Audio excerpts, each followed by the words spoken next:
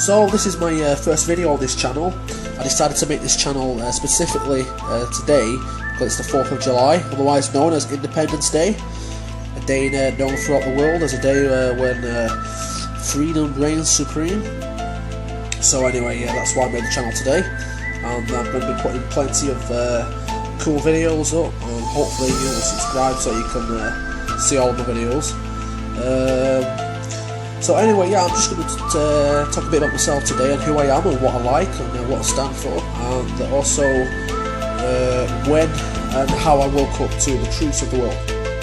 So anyway, my name's Heath, I'm 22 years old and I live in Great Britain, and I'm currently living alone at the moment with my pet turtles and my pet fish. I went into foster care when I was 4 years old, and I was in care until I was about 16.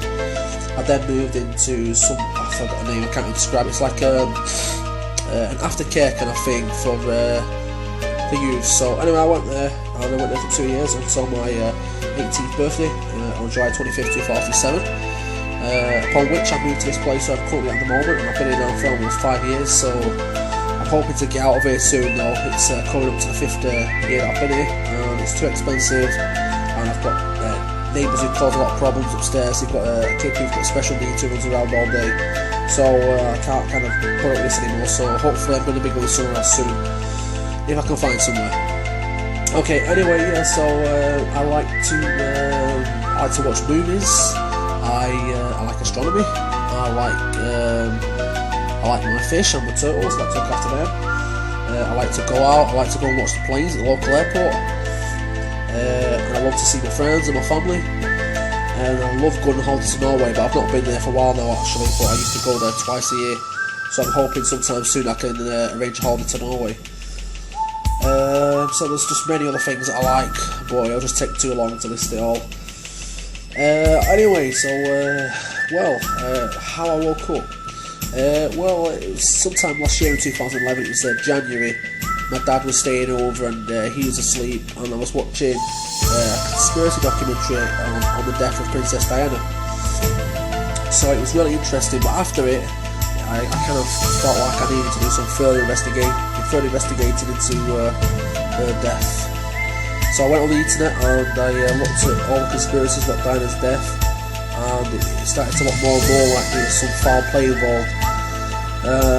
So that's pretty much when it started, because after that I thought, if this can happen to someone like Diana, then there's probably a lot of other crazy stuff going on in the world. So anyway, I went on to, I think it was the next day on the Saturday, I went on to YouTube and looked into something called Operation Northwoods. Anyway, I'm sure you know all about Operation Northwoods anyway. But yeah, that's where it all really started for me. It was about last year in January, when I looked into Operation Northwoods. And then once I realised that that was being proposed in the 60s, I thought, my God, well maybe the 9/11 attacks were a so-called false flag attack. Anyway, I started to look at more and more information, and the more I looked into it, the more it became obvious that there was involvement of other forces in the 9/11 attacks. And after that, I started looking into more false flag attacks, and then it kind of branched off from there, really. So anyway, yeah, that's just my subject today. It's just talking about who I am and when I woke up. And anyway, I stand for truth. I think it's important that people know the truth and know what's going on in the world. Because if you don't know the truth, you don't know how to approach what's coming in the future. So anyway, tomorrow I'm going to be talking about some more interesting topics. This is just like a test run, really. I'm just trying to get some kind of a framework going, try and organise it a bit. So anyway, I'm sure you'll like it. But now it's time to move on to the true news stories from around the world. So up first we have Homeland Security report lists liberty lovers as terrorists. At Tel Vista, baby. Internet censorship treaty overwhelmingly defeated. Anderson Cooper, quote unquote, the fact is I'm gay. Also, Andy Griffith has unfortunately died. Also, a likely Higgs boson discovered. So that's the true news from around the world, news that I think matters on this 4th of July 2012, Independence Day. Now I'm going to move on to the cyclone news.